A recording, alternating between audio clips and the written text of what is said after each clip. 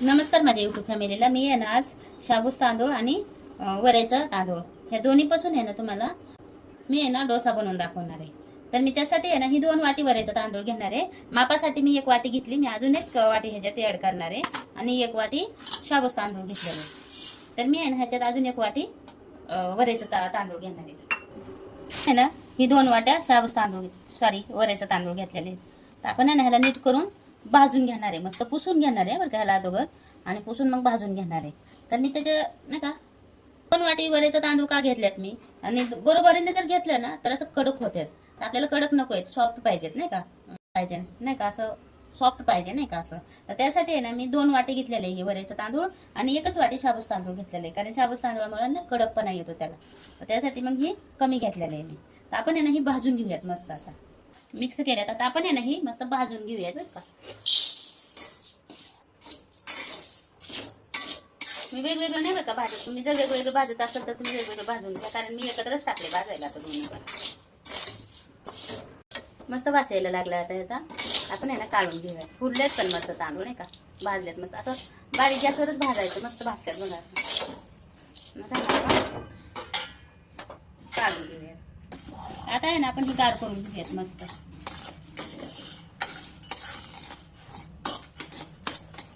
हे ना मस्त गार झालेलं आहे. आता आपण वाटून घेऊयात.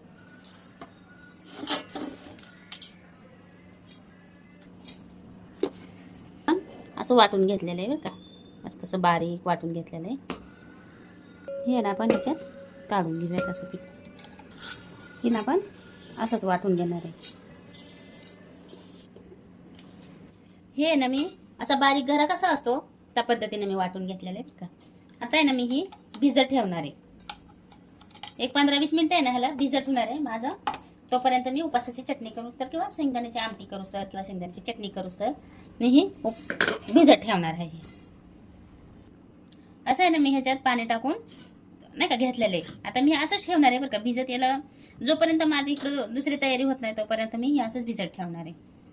शेंगदाणे भाजून घेऊयात. बारीक गॅसवर शेंगदाणे भाजून घेते मी. शेंगदाणे जरा जास्तच घेतले बरं का आपल्याला चटणी बनवायची शेंगदाण्याची. आणि तुम्हाला जर ओलं खोबरं टाकत असेल तर तुम्ही ह्याच्याबरोबर खोबरं पण टाकू शकताय. पण मी खोबरं नाही टाकणार आहे.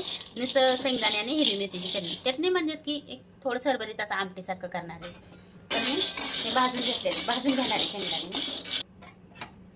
हे आहे ना आपले शेंगदाणे भाजून झाल्यानंतर आता आपण वाटून घेऊया. हे थोडंसं गार होऊ देऊ आणि वाटून घेऊयात आपण हे. आणि ह्याच्यात आहे ना तुम्हाला जर आपण आहे ना पहिले मिरच्या वाटून घेऊयात. कारण मी मिरच्या खूप घेतलेल्या आहेत ना, त्यासाठी पहिले मिरच्या वाटून घेऊयात आपण आणि नंतर ह्याच्यात शेंगदाणे टाकून घेऊयात. आपण आहे ना थोडंसं मीठ टाकून घेऊयात ह्याच्यात आणि बारीक करून घेऊयात मिरची आपण. मी आहे ना पहिली मिरची वाटून घेतली. आता ह्याच्यातच शेंगदाणे वाटणार आहे बरं का मी. थोडंसं तेल टाकून घेऊयात. 1-2 पळ्या तेल टाकून घेते मी ह्याच्यात. पावशेर आपण 2 बॅचमध्ये वाटून घेणार आहे बरं का. एकदाच बारीक होईना ही व्यवस्थित. तर मी 2 ह्याच्यात वाटून घेते. मी आहे ना हे असं बारीक होईना म्हणून त्याला थोडंसं पाणी टाकून बारीक करून घेतलं बरं का. तुम्ही पण असंच पाणी टाकून बारीक करून घ्या. कारण असं होत नाही बारीक नाही का शेंगदाणे आणि हिरवी मिरची.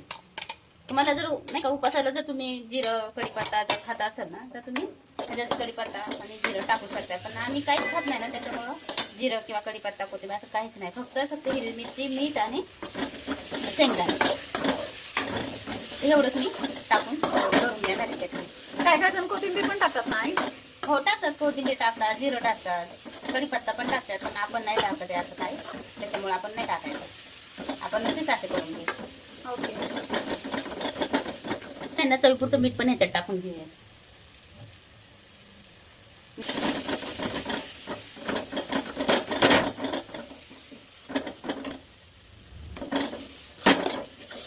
पाणी टाकून घ्यायचं. आपल्याला हवं तेवढं पाणी टाकून घ्यायचं आपण ह्याच्यात नाही का. जेवढं तुम्हाला पातळ करायचं तेवढं नाही का. हे ना आपलं असं नाही का भिजवून घेतलेलं आहे मी नाही का वरईचं तांदूळ आणि शाबूस तांदूळ असं नाही का मस्त भिजले बरं का. हे मी पावशेर दही घेतलेलं आहे मी ह्याच्यात टाकून घेणार आहे नाही का. मी सगळंच दही टाकून घेणार आहे बरं का. हे ना आपण असं मिक्स करून घेऊया.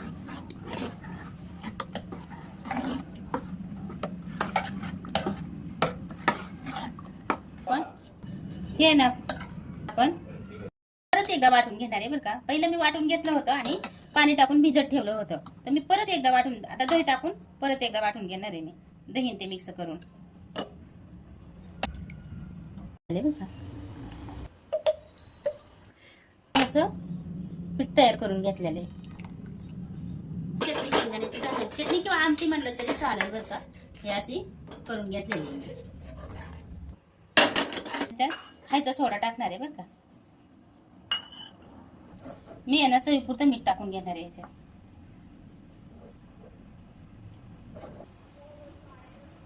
हे आहे ना मी असं पीठ वाटून घेतलेलं आहे बरं का, शाबूस तांदूळ आणि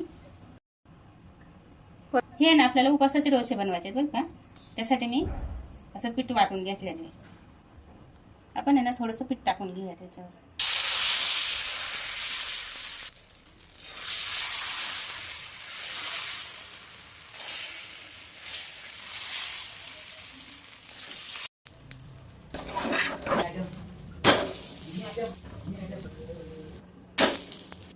उपासाचे आपले उपासाचे डोसे असे म्हणजे नाही असे होते ते बघा, जाळीदार मस्त होते ते बघा. करून बघा तुम्ही ना. किती छान झालं ना आई.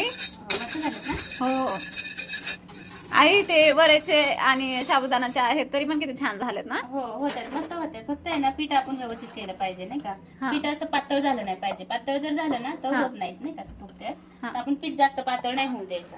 ओके.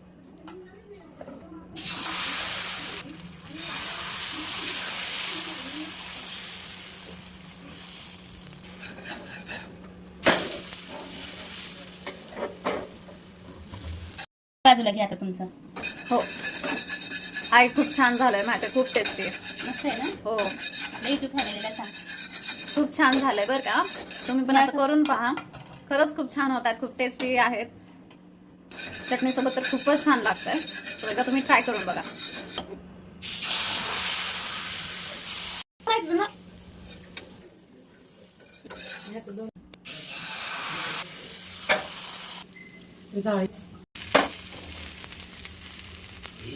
हे असं इतक्या भारी होतात ना डोसे, इतके भारी डोसे होतात ना. तर तुम्ही एकदा करून तर बघा. आता एकादशी येते ना, तर एकादशीला तुम्ही करून बघा, खूप छान होतात बघा.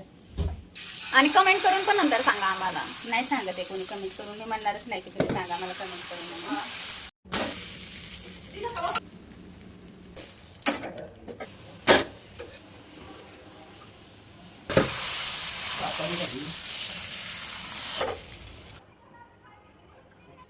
हे ना शेवटचा बेस आहे आपला आता.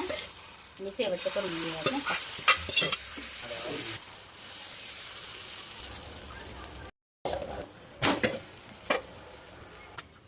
हे आपले आहे ना उपासाचे डोसे तयार आहेत बरं का.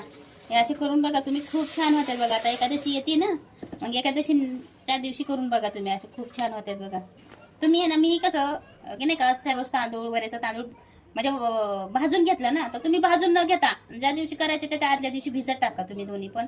आणि भिजत टाकून वाटून घ्या. खूप जसे आपण इडलीच्या पिठाचं कसं की डाळ आणि तांदूळ भिजत घालतो, तसं ही शाबूस तांदूळ आणि वरेचा तांदूळ भिजत घाला तुम्ही आदल्या दिवशी. आणि दुसऱ्या दिवशी वाटून करायला घ्या. खूप छान होतात बघा असे डोसे. मी म्हणजे नाही का अचानक असं केलं ना, तर डायरेक्टली केलं त्याच्यामुळे तरी सुद्धा बघा किती छान झाले ते. तुम्हाला जरी असं डायरेक्टली करायचं असेल तरी करू शकता तुम्ही नाही का. ते मी जसं शाबू किंवा वरेचं तांदूळ भाजून घेतलं ना, तसं तुम्ही पण भाजून घ्या.